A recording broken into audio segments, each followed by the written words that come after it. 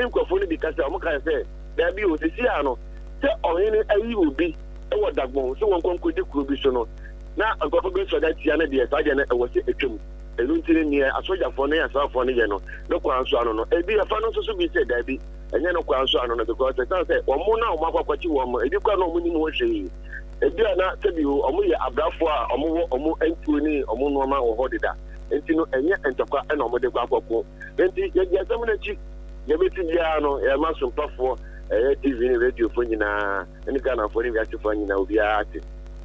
Kwa kuna mami misao etuona wonom ekonye free sa landlords anase fieru anomwe eyetua eyese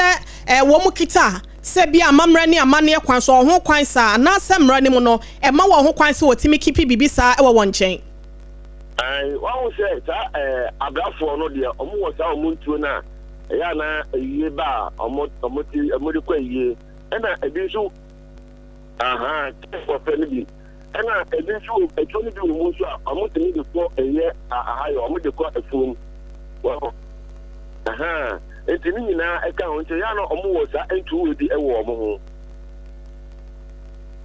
Mayen fawo ensi hase no munti no se echire no asembi ewo ho bie mu a no nsi abrem kase ne ebesa aba wo nche ne abegye mu nchire mu why yo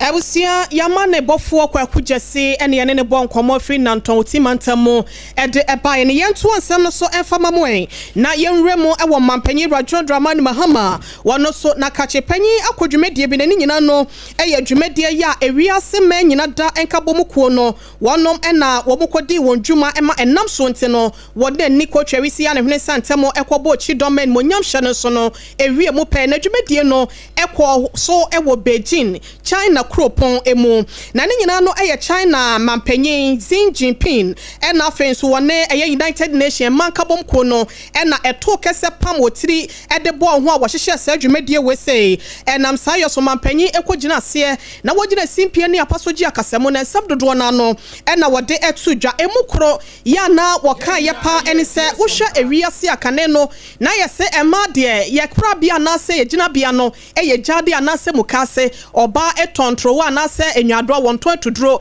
ene oba krampo so totoa ya na twene bema dem wo se sansam ni nyina no ayetete kwa asem ne Dr. Agrin Samuel waka sa wotete bema wotete kwantem kro na wotete oba so wotete o mamu ni nyina na yampa Ghana ha se no titru eyade ema ne womasua no yede ye ho ahyemu na se ne ema esi kɔ wanim no enya ne wanwa se ebrebia eni akiri wo behwe ehu no edi ho adanse amana be ya abakosem se ne titru my Ghana mu ase no no wo ba bi ebetimi ayi ne ti asa na hwene so abeye mampanyin ewo ha se no. My country, Ghana, remains steadfast in its pursuit of gender equality and the empowerment of our women. Under my leadership and in my capacity as the African Union champion for gender and women's empowerment, the government of Ghana has continued to take decisive steps to mainstream gender across our national development policies. We've achieved historic milestones, including the election of Ghana's first female vice president and the unprecedented appointment of women to leadership positions in government, the judiciary,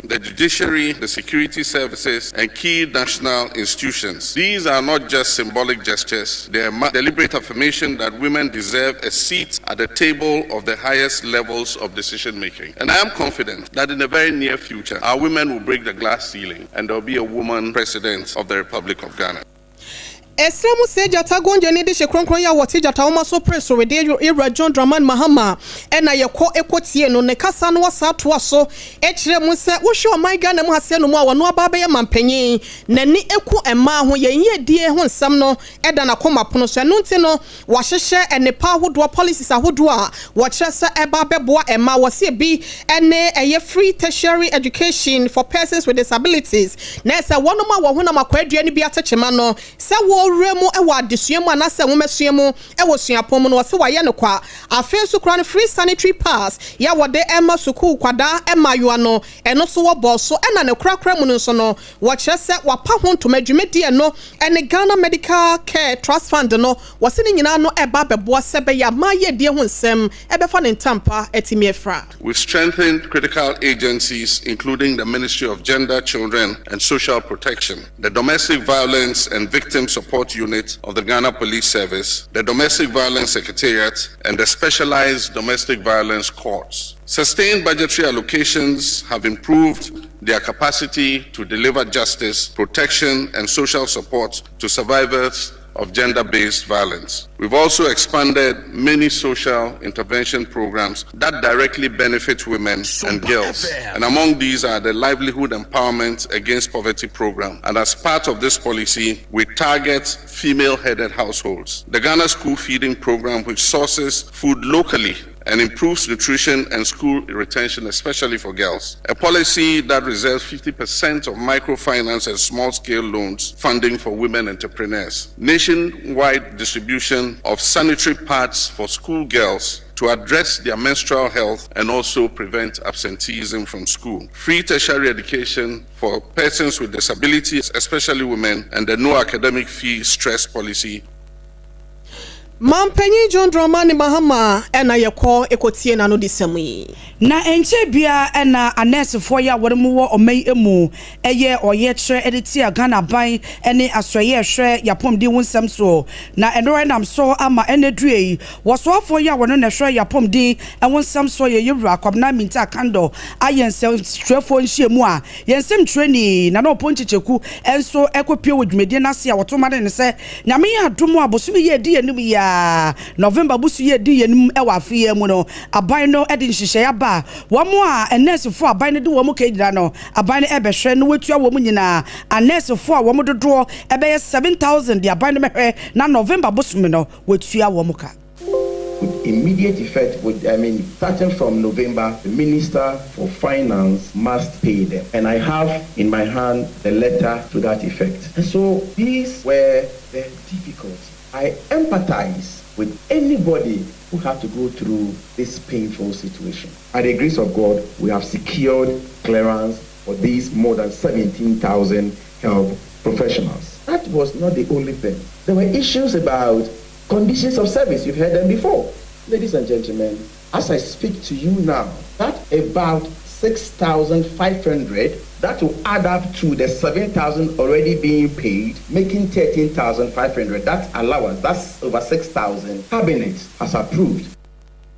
Yera kwabna minta kando eyo so for your share yapom di wonsam so nene ene ekotie ye no. Director of Public Health at the Accra Metropolitan Assembly, Agyeiwaa Obaapa Florence Kuchi and Ebomani ye. Was here one yoma wodo pino on ma Ghana yapom di mo kutia ye. Emma womanfo efiri mo ayamfo ni enku hu. Was the Agyegye bi te malaria cholera ne ade no. Eno na ya na apom di adwumeko ne pempinu a wo mo pa ni de hwe. Na afi wotua hu sika botene se ye mfa ntoase. Nanso so wo hwe mo pa no a ade a ye frɛ no se air pollution yade a hatwene e wo ma Ghana emu. Wasem from a bonnia ya humidi kwa yemuo no ni nyina no aka ho bi ama afi bia Ghana fo amfiri mu okura no wo hwehwemu a won ma ye atwem se nipa ba sampem aduonu nwɔtwe 28,000 ana afi bia wo nam from a bonnia ya humie e wo man Ghana mu no eti na nanom e wo ensedo wase wei akyeremu na se wo mu bu akonta kora no ebubu mu anu a na se minute makoma ko dunkunu bia no nipa ba ko afirim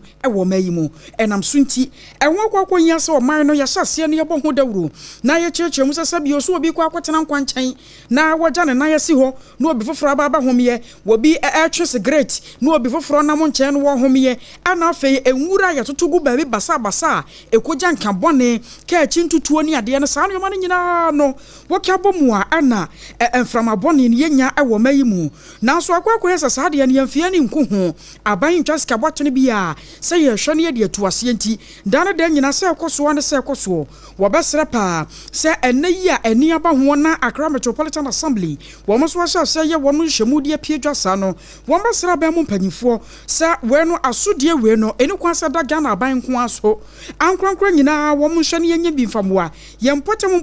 ye fie ahodo mu bia ya hu ne se honom na fia dokoro honom obi home ya pampan ye befiri wapa no anya pampan ye beboa na pomdi no ye wose ye betumi ato ase de afiri ho na fei ye ka nipa nim ewo boni mu enti okwoto sese bia onwua kuto baabi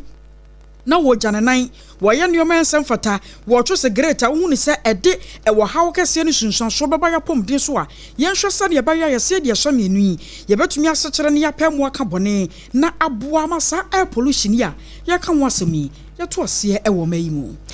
Bosumi dubiano omaini nyina ni wiase nyina eyisi wo e de bodewro efa kokram yade ya etonufuo ho na breast cancer awareness month no October bosumi wesenso no yade adwumedie no ekoso nam sayo so amani ti atwetwe ro fo momonim de ewa apomden ho nsemo eto afutusem de ma amansan emu baako ene Madam Florence Efa wono public health nurse ewo Doma Ahinkro Presbyterian Hospital wode afutuo akode ama man nyina se yehwe ne yema yenufo ho nsem no ehia yen na wono de na destrade krampa wode tato no ene senke be ya bosomi bia no ema moden no mo anan efo ani enkyerem wa ya sabia hodo mo nim de ewo nufo ho nsem ho no na won kwankoye wo nufo mo hwehwemu se be ya sempo no kokramyade ne bi eyi ne ti a entempa so no watimi hu na watu ho anamo so who say no for no ensisaya ba ho a the kwan ben so na be fa so obi hu ene say time bia wo nim no for no the way ete nti say ensisaya bi ba ho a wo hu ne ntem bosome bia e wo say wo check kan ka wo bu won sa wi a na wa check be bo modern ayden e de won sa afufa ho apagya ase no nyina ahwe wa ahwehwe ma hu se de kala no ne bibia ete nti ensisaya ba ho a wo be hu wo no fo say o ma akwara no fo a eni say nsu efri mu ba bi kwa wo a wo ho da enso omia no fo na ensu free mu ba wona wo se ko hu gynecologist se be ya ensi wa wo ho kwan afenso hu sensansan bi egu no fo no ho ana se no fo na no tuntum no e ho apagya e ho ayet se de asede abobobobo ntokuru ni na wo se wo ye den wo de ba hospital na nisam no wasan eto so ekyeremu se mpempi na no kokramie eto no fo mu no obi hu se bia ato obi de mu ana se bia ba ne de mu pena ne nsagu neti na wo twa adwene nyina ne se ye ba na ya ba betwa ne nufu ba ko wose nyesa enete emu nkyekiremu ene ensem a eka ho no wo de so so ma yense itimika se na ye no fo ye be ye horo ne ade wo be horo ebio adwoa ye no eboa no but wo nkwa ukoye a ebetimi ede nsunsanso ayeden abro fabra sisi ayewo bibia adrobia wo se ye benya de aboa obi kwa ho aye infection wo ba ye be mo atwa no fo no photo ahwe se de etie na fe se ye infection ye be mo adru enye bibia na ye se adwi se infection be mo se enye infection so na adwoa no na entre ye na yi na be yi a ete se de anka ewo ho no kane no ye koto anka na eda ho na baabi aye apro kakra na se baabi etimi wai ni adidi aka no saa na we nso etie eti bebe betimi ayi saa eho na eden afiri ho ni apam kama be the amount eni ya etwegu ye Madam Florence Efa wa public health nurse ewo Doma Ahinkro Presbyterian Hospital na Ghana ban egusu a wo de road afa awunidie ewonsemo ewo omaimu a jese bosumi bia ewo se mensin ni mante mu bia no wo hwe na wo mutimi eye edwuma na eho no mo ente na no nam so ma wokopie mu ewo Ablekuma West mensin krachi panyi yo wo eye Honorable George Kpakpo Alote e de atudwa se wokopie mu ho no mu a jese awunidie sem ho de enyenyenyenyenyenye kwabrani etimi ye nwura na wo de nwura no akwa kogu gatamu ensuo to a na akwa koginam na eyiri fankrofo eno no wo chese obehwe se environmental health no ene sanitation directorate no ya wode mo ewo eye Ablekuma ho no mo mere na wo mo atimi aye adwuma pa ene wo mo chew na wo de ball akwa kogu gatamu a embra no ene ubedi bad practice say you connect your waste, your solid waste into the gutters, and I think that we've asked our municipal health and then environmental directorate take this thing very seriously. So Nyamiya Adoma, by next week they'll start going out and to check if they don't stop, we'll just take them to court. Just to put a stop to this bad practice. It is not healthy. It is not very good thing to do. Honorable George Kpakpo Alote eye mensi krachi panyi yo wa Ablekuma West mensi emu. Na anodan from aye fefa ye won kramantam no. Na woko asante mantam atonso kuweta ewode de na nya asem keto makora emfrana emframa ni munsuo ya chose ejiemu no abusua wi ekire no nipa bepian koma ana won dan ya won mutimunsuo yiriye arefa wo mu na wo manfo no kire mu a na sa na ensuo bi ada bia ya wan mote ewa atonso Kuwait ho ana nipa bi no atonton asase no aton nsuo asase no de aka ho enti nsuo to bia no a na se anam so ma ayiri na baba fa wo mo wani ko ase nsuo no kra eyiri de fa wo mo enam so ma yama de boni bo wa bedu ene owura ye friend se braya wo atwetwe nkomo mo kire mu sa no kwasem wo mbasra ban se wo nya bibi mfa ho sanse sa ankonkoba no sa na ban no kra anya bridge amfa metu nsuo kakra no aka no so a anhwa adache bi abatumi de ho akese abrawo mo edanya nsuo yira fa ne de edoso mi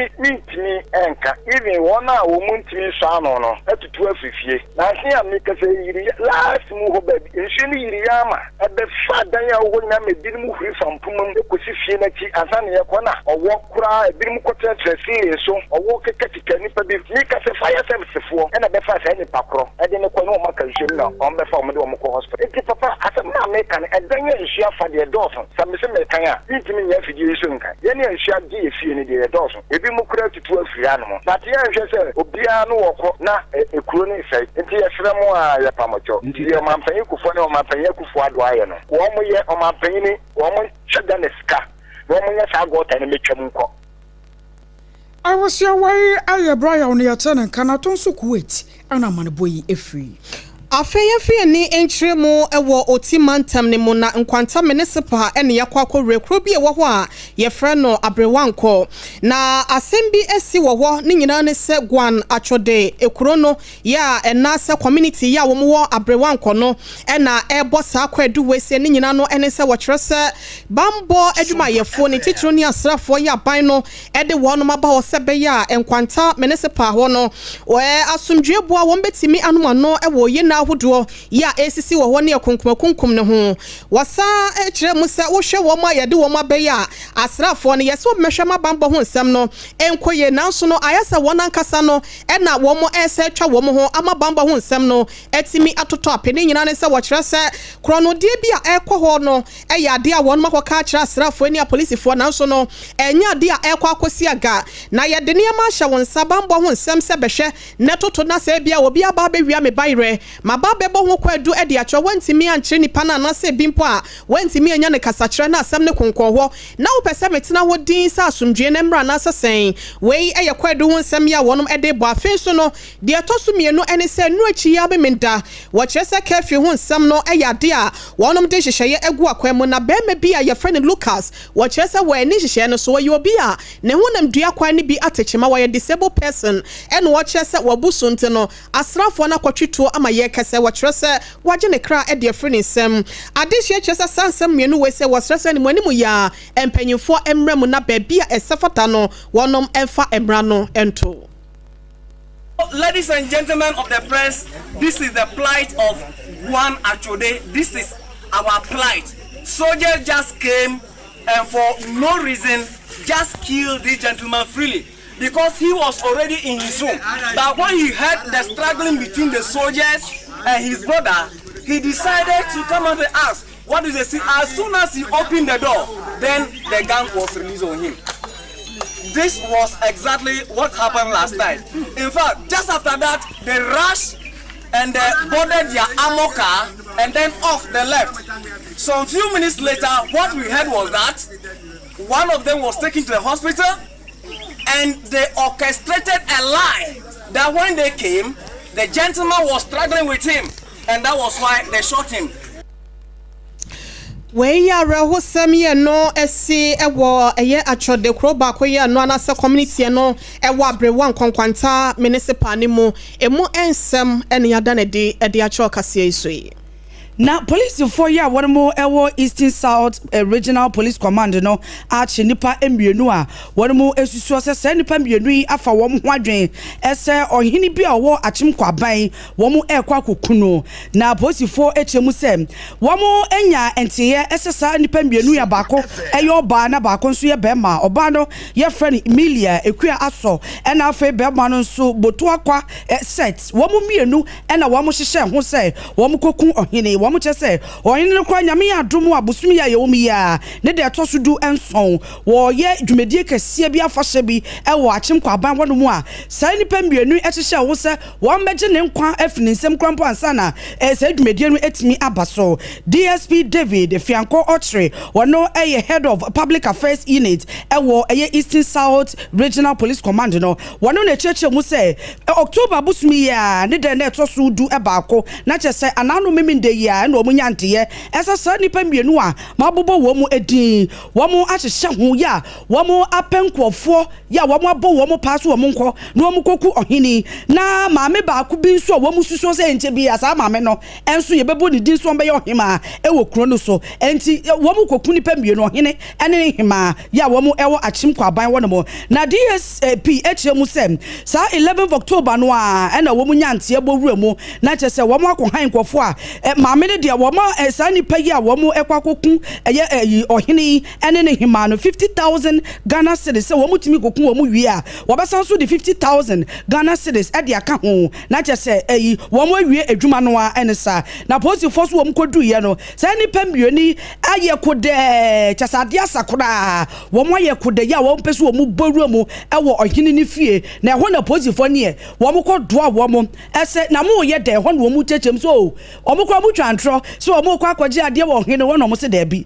yanya ntie se ni se ena mo susuo se mo koye eho ene yeso mo mienu no egitum se ane obi kura ne soma mo se wo mo koye sana mi ka se ni pembienu yi Emilia ekua asom ene botu akwa set wo mo mienu de wo mo akwa akwatru post for kukumu a post for che se wo mo ye hwehwemu e de afa sasem no no mo yenu wo mo sha de hye ya wo mo ewo East South wo no mo se wo mo ehye wo mo bose kwambia so se ye no kura pass se ni pembienu yi eye wo mo adwen se wo mo kwa koku ohene ene ne hima ne dia se ne mbra ne tie bia no ene wo mo ebedi Afei ko ansanfofo mu na dwumadie bi ekoso ewo Belgium ayo Global Gateway Forum eno ho dwumadie nam so moton safra Ghana mampanya be de chire Professor Jenna no Opoko Agyeiwaa emane kobi na ewo no de akwakoto dwa atrose se wo hwemu Ghana ban egu ahoboa ne hye mapaso se wo man yenso wanso ne yakwa ebretu no babo ho ban ye pa nam so nti ana na won mapa o nan mosa ene wom so namuo na wo hwa bom pempe ewo ma Ghana yakwa ebretu ahodo nyina emuo na wasenya no nko akora ansi ho a aban no wahyase eye mra foforo ne hye foforo a anche wom de bekomra hye badwafie no mayire mu kete na ahye Ghana fo sa ne yebeye na wo man yensu wanso ne yakwa ebretu okura yentofu magudie ewo mu bio.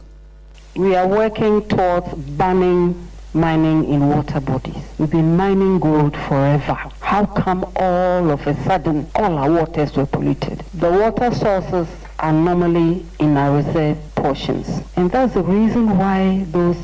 areas are reserved forests. Now, when you give that to some who can even will it to his family, you all know what I'm talking about. So it becomes a family property. How do you stop that water, that source, from polluting the many rivers,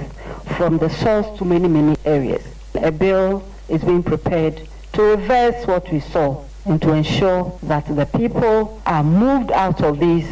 areas and properly placed. Afei afano wa mai yekoko ho nsansam wonso Vice President Osibibi kakra erefa ho sei. We need structured blended financing models that combine capital investment with affordable working capital, risk sharing mechanisms, and technical support that reaches even small rural processors. EU Sustainable Cocoa Initiative and the Global Gateway Framework are well placed to capitalize and to crystallize this. The recent cocoa price hikes, largely driven by cocoa impacts and supply shortfalls, underline the need for this joint action. Ghana is therefore open to partnerships that combine positive outcomes. I was on the Vice President, Professor Jenna Opoko Agyeiwaa. Afeyen remwe ewo bibieni anwea so bekwa ya bato empesua so na NDC won kasamafo bako ya wono ewo empatam ho eye racha so ben dodo na efra ne se ko kono so na efra Ghana fo nyina se wiase wo we no ade a egye de sekire yese aduasa mienu etachema santemo eka se enye na wo hwe galamse ye no akwakoye ho hantankra ya wo maika na ahanta ye komre santini ampanyifo ahodo na eba kro no ya wo bia eye na afam de enso enkosi aga no wo se ebre na wiedo sie nyina da ye de ye ho ebehyemu esanse kasa no santimi anko na afutuo na no anye den ankwa ma obia ante ne ho ase amma ne titru enne politicians afi assembly members ne ahemfo ahodo omemu mpanyifo ahodo ya yase de gyawa na ye de aso awo no wonu man kasa na yase ye kobre won so sa Sompa fe ya wode wo ho ahya galamse tuo ne mu no wanya ya debi no ye bedi ye dokno kwa ewo my Ghana mu yenya adwene mu foforoye na ye hu se ade na ye no emwa yen emfa yen kosi ba bia hwe mrewa first na kwa branti mi twa bode more than 40 pieces the good kiama babeton eti bode kiama every 2 weeks bia ubenya bia twa wo de wasase kokoma galamse ni no ma o 600 million asase na wo ye no so ubedidi su 15 to 60 years na asase na sei na yoro wo sem ne se enese galamse fo no ba wasase so a land no de e wa around ho nyina ye if udua bibia wo so a enye ye mpanifo na ye sade no the opinion leaders the chiefs the politicians the so-called sikafo no na jene she assembly members ni bi eye galamse che obia wo ya Abusia enu Agyeiwaa Charles Obey wasai adwei eto aso se eto de bia ba fan se bia so se bia ku wase oyi oni onim so no ankasa ne to ne to de bia ya na wo sai no na ye koye ba ya ye kasa de futu emagalamsefo ya watwi woni se ko twa wisi ya chese wabo mi free tendu kwa de kire Ghana fo mpanyimfo ne adehye no wase debi no edua no ebuba ye nyina da na eba beto ye so nti wonhwe bema be ye bi wa meye ne nyina wa ye bi agyae kasa wa ye bia to aso obi aka na no atum obi antimi nkasa because wo ko kasa no ade beche no ya tag o ye betirezi o na se kokuti ha onu kwa na ka garam se wasem nti obefa ha na do ye mmonu twonku no because of that nti no obi antimi nka wasem na ade a ye na de ye hu susu anso na mra enni akire no omo ye garam se no entu omo hofo ye wiase se wunya sika na wo ma wunue di ya wunue esu se si a efri breman de bi so ekọ wonjibre area nyina obi antimi nsuo wo fuom emfa nwuna fuo so obi antimi nsuo wo fuom ennom obi antimi nsuo wo fuom emfa nua ne mako ne nyadoa na wo de wo sisika na wo penti wo bɛsɛ ankobra wo bɛsɛ kyra wo bɛsɛ kwa Benya safo ye buni be yan kana sem we say ya sem ba ko ye Charles Obey communication team member ba ko ya wono ewo bibie ne anwa so be kwai NDC amanyoko ni mo eno de we amayeni na yada so gina galamse enwo ensensemo enam so ama president ya wada University Teachers Association of Ghana UTAG yo no krea chade ewo KNUST suapono emu Professor Eric Abavare wade atodwasa sene aban no epese wokotia efomagudi etuo mekra wona wotu fomagudi a wonmo eni tumikata no opese wotu wonmo ase no wose asa aban no nhyedam fa ahoden enkomu ase wotetani a na wo jejeje wo mo so ema wo mo so ekoso a ese yensuo yensa ase ne yenkwaye no eno no wo chese emre du se aban no esori gina waka na okutia onhwe osimpanyufo bi kra wo maimu a se bi wo mo ene hyase pa kwabrane etimi ekoje site na wa fa adwumayefo enti se security person ne ko no mo office e adwumayefo no anu wache wo mo nenso no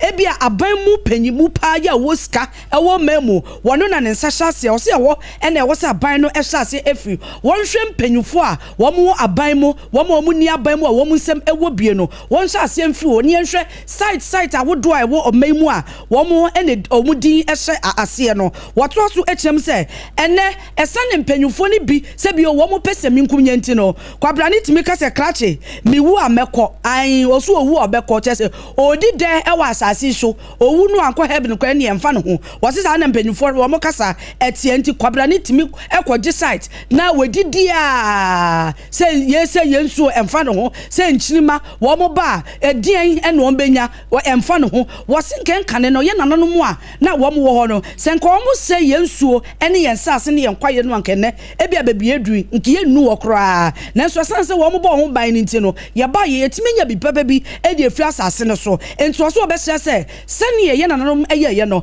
e wo sɛ Ghana mpanyufo wo mo enso ehu enchimba ne mɔbɔ na wo mo nyai pesemi nkumnya sika kakro benye atafrenti no na wo mo ese Ghana ye nyapade ɔse aba ne sa no a emmoa wo kasa asɛm wei e de kɔto e wo ne Facebook abɛfo tintamfidie so a e anopei yenso yakenken bi di amamo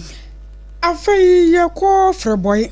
ano wo bosome frɛ wo mensere mo wasante mantamu na wode kro ye wo no mo ye na akwaku aboache ana wode tu dwatwe sa nyambia no wo monya Ghana fo na wo biso sɛ sakwaba no sɛ wonya Ghana fo na mampanyi wanse biribi nkyerɛ wo mo eno mu hu baabi a wo msoso sakwaba no sɛ wo mo pempuntuo enkanko ani yehwa wo mo de wo mani ebetumi akyerɛ mana yi wase akwakoye sɛ de Ghana brano bia no national cake no ye cha na yi wo no din de afrim enti anam so ama freboy kro no mu no ya tete apura pansam empuntudwuma bia enso dan koso ɛhɔ no mu a ne manfo ehuna mane na sa no ntino bɛsere Ghana mampanyi wase wo no makwanye school hun samunye na ba nsuo kura ya wonom nom ne agyanan bia wo mbɛkɔso kura de a bobo enti wo kan bi abisa mampanyi sɛ aso freboy kro no wo mo anka ma Ghana ho mampanyi nka anya sanso de ampuntunwuma o maye bi wo ma wo mo ebe bisi me de sɛ wo tira sia na so tedum sɛ wo ha sɛ o mampanyi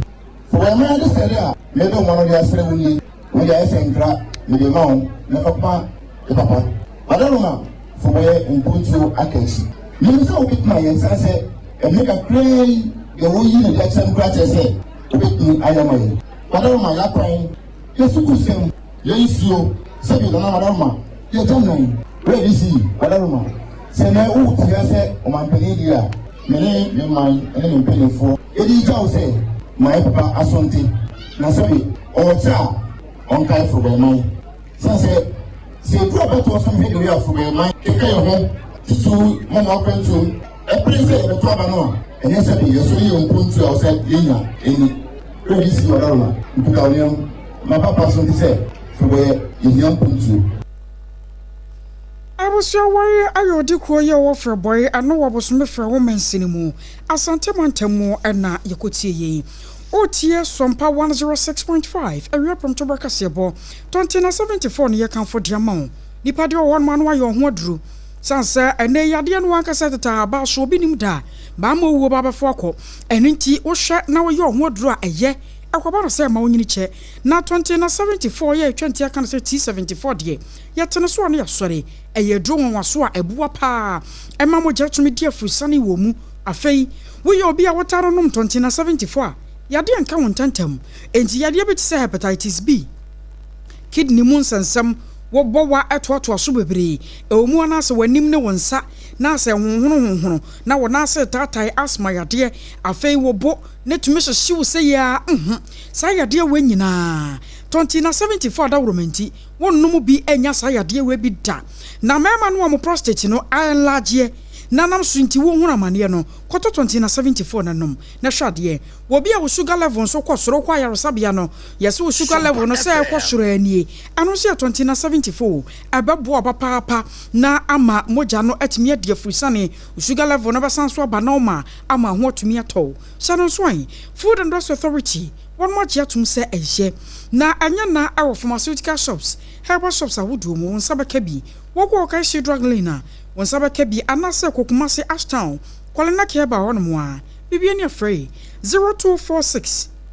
073 498, 0246 073 498, anase 0501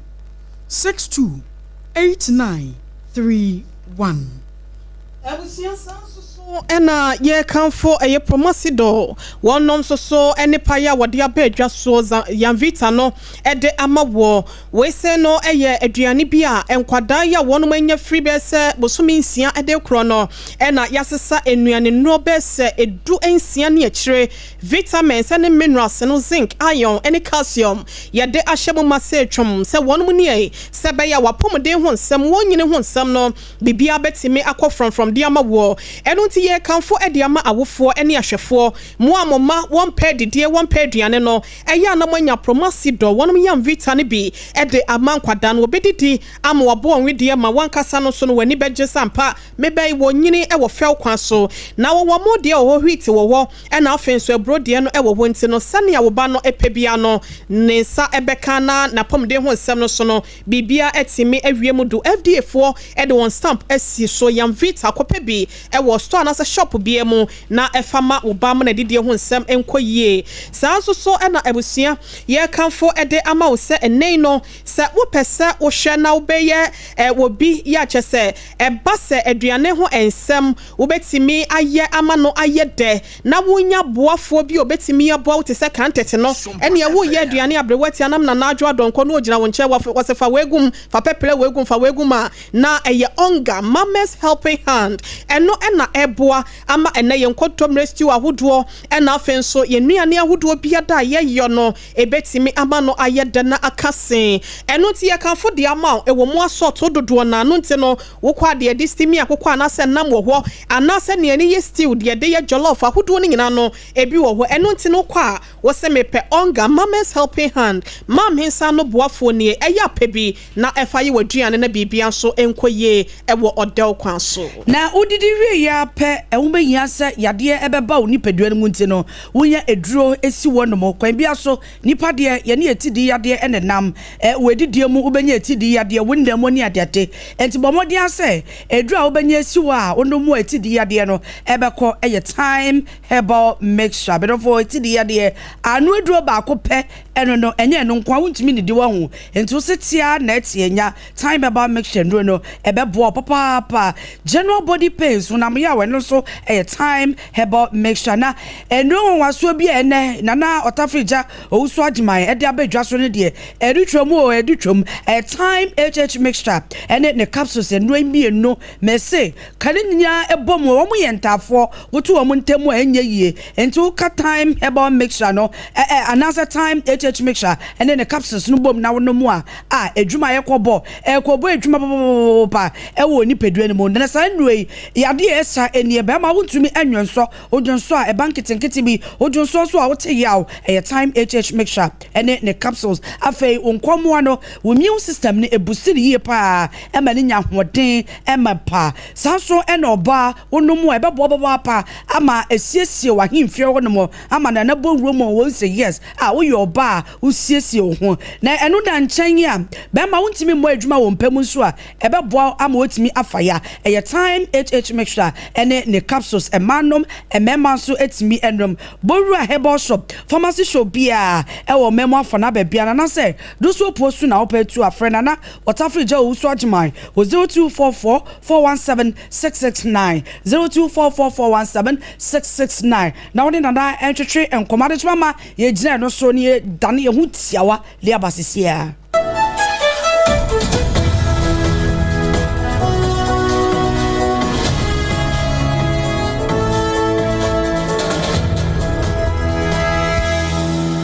to mean train your ba any pechemu ana dear bedachi nanso ubitimi abwana manenya pomodin free ni mofrase Yamvita ye de milk papa bi ni nutrivi aye ye nkwada ediane a eye de na ahodi a ewo mu no bo mofra pomodin anio impeni fosweni chopa Mawobano apomodin free ni mofrase Yamvita gumo hodo be Hooray! Yamvita, a delicious way to grow. FDA Agyeiwaa Oheneyere Obaapa. Ewra, me pacho bra na me hwa de wo bag im. Bra, aden, enen so biem. Hey, time heba me hye ya me ka se yi ba kwin. Ani wayi me ensen. Bra, sanya time heba me hya esia gyimi ni me fiefo enya de abako ebeso yen. We de udi se ofa ni nyina. Time heba me hya me ka se me di one dance ya heaven ene de mekwa akopie. Enti se malaria we draw ne time heba mixture. Enye enunku o, de nanum ato a wontimi anidie no. Time heba mixture duro no ene ye ma wo. Oba a wafa afuro de o ma akwada anofo. Ene akwada a woni mfie dumienu entimi num aduro yi bi. Se obeto aduro yi bi anoma, hwe se wakọ hospital anase lab am ye hu se wo atridie malaria yi bi ansa. Se ope time heba mixture enu dudu atu a, fo ani kire KNG Herbal Center ewo Emrom Abidjan House. Ana ba akoso wo atonsu Monaco Junction. Eno echi ubenya bi atowo over the counter medicine sellers. Any herbal shop dodo na emu.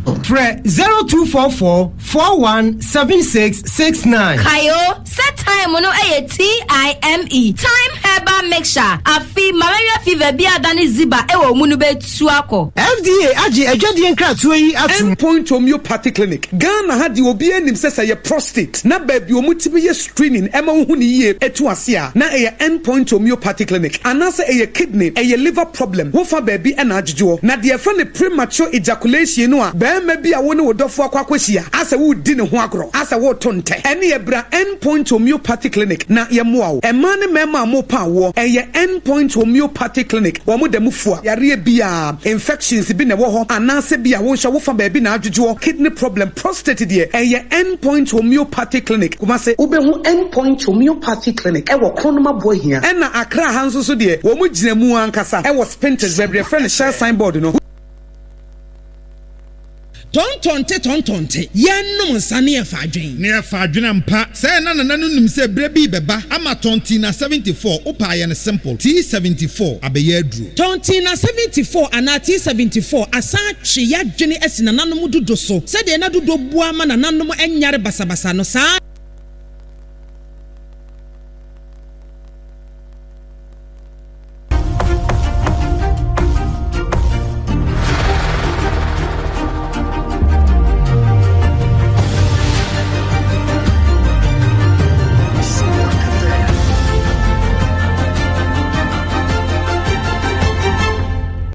TV Emma Akosua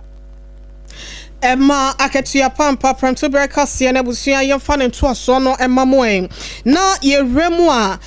wo hwe oh my god na mu a ye ne wiase nyina eto kese Emma eye Emma yuaya wo huna makwadua ne bi edidam no wo yi daba ko edisi ho se won hwe na won fani na ensem wese nyina no 2011 ena UN4 ekotena se ya chese wotime eto ato adwena wo hye sa dadie wese enam sa yo so ama edadie no ekoso ni nti no ama eye Emma ya wonom so mukasa edema Emma ebiti se voices of women and children with disability in Ghana ya frɛ wonom ewo twetiemu eka ne se vowa Ghana no wonom akasa ede adesrade ede ma aban ene wona wo kan bie wom ne nyina se won hwe na wontimi mua se be ya Emma yuwa ya wodi won ho na makwa mu dua dem no wo betimi ama wani akwa won ho na eba adwenkyeremu ene susuyemu nsemu a yentimi enyi wo makwa emfiri oman no so ediemu na afi we say etipo ya wode to so no ene said the girl I am the change I lead girls on the front lines of crisis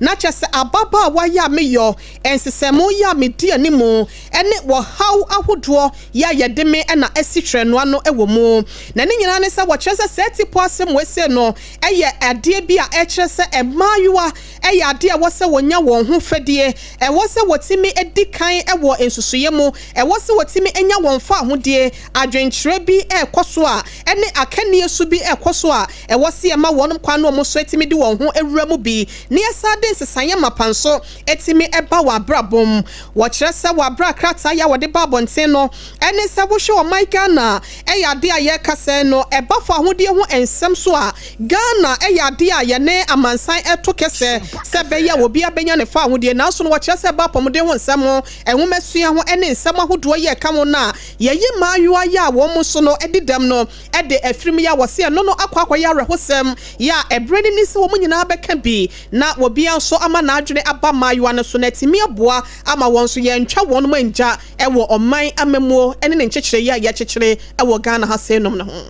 Nyame adomo afeye di enimu ya January bosume no emo na MPP amanyoko no wo mo kwakoto aba na wo mo yi nipa obetu franka e de ama amanyoko ne no enam so ama mrahye bedwani ye wo Brekum West abato mpesua so e honorable Dixon Tredua e de atodwa se nipa num ni nyina no ndisi amanyoko no wo mo nso o mo ba ku bie no a ndisi amanyoko no so mo se ne nipa bia obedi nkunim ya oba begina se otu franka de ama amanyoko no obi bia obefri ndisi amanyoko no aba no nipa no ebedi nkunimu a wone santrofo di nkomo sei Adeswama na yɛhwɛsɛ yɛnsabɛka mrahye bedwani yo wo Brekum West honorable Dixon Tredua ne no abo ede amamo wo bra na wɔkasa ede afa enipendumu a nyame adomo a January bosome no ɛwɔ afiye di enum ya 2028 no wo mo kwa akoto ɛyɛ wo mo primary no ahwe nipa a obekura franka ede ama amenyokuo no yɛnsaka ene no a yɛbɛbɔ de amamo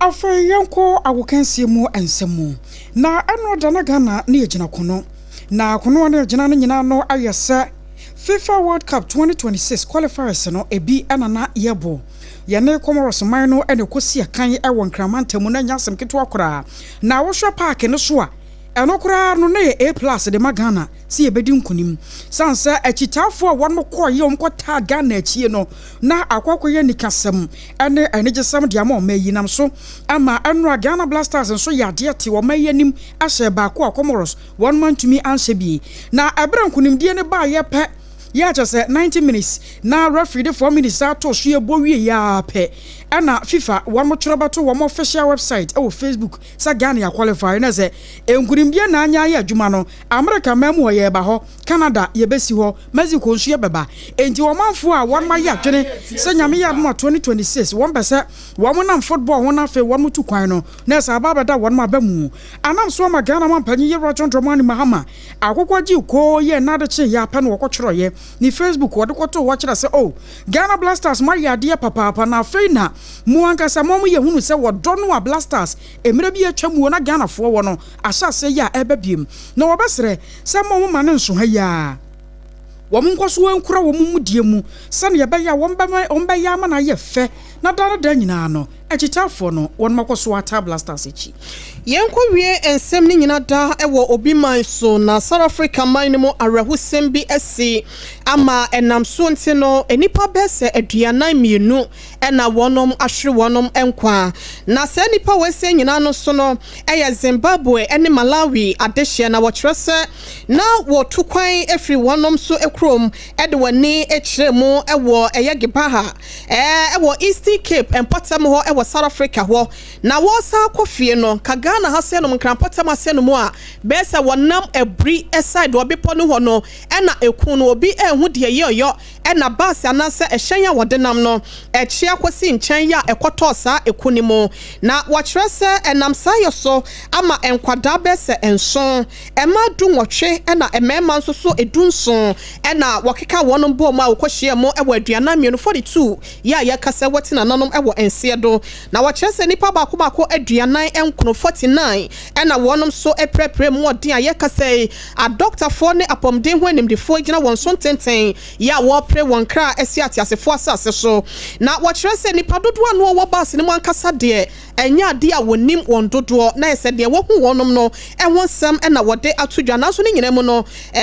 Ramaphosa 3 wono ena mampanyin ewo South Africa wakyerese ehwehwemu ya esi ase no ya de a transport minister ya wono ewo ho Barbara Chrissy wonom so ene mpomden adwumayefo ne mpanyifo ahodo no ya de a wonom de wani kwotwa wisi ekwakodi ensem na china de si yankasa no wonom etimi enyamu nsem no mabobo ne dewro na ye hyebebo se de be free ensem wesem achi atofom bia no so mpakase ye ma maso ensi ewo ho I was a wasu de yegina ne de nsem no asia fa na do afidi na to ha anansam wa de ba no de di mo akote no bi ayese vice president Professor General Akosua Agyeiwaa akasa akire mu se na wo de mara foforo eba kura ya chese efumagudie ya yetuo ayekwa ebretuo mu ane ensuansu mu no ombetwam Yera John Dramani Mahama mampanyin so de atodwa se nya ne wama se ebrebia eni eche no ba ebetimi aba ye president ewo Ghana ha se no saso no so afọ ye ohwe ya pondi wonsam so yera kwabna minta kando e de atodwa se bosumi ye di enim ye aban no ebetua na esefo aka na bi ka wer ho ne boabo no a asomfo ba sentena se de besom Akosua Agyeiwaa Oheneyere ne medin mene Oheneyere mame ekua yebowa esiama bronya enafe Obaapa nana ya keche ye kwai mobo wasem eyo obi asem eto amoso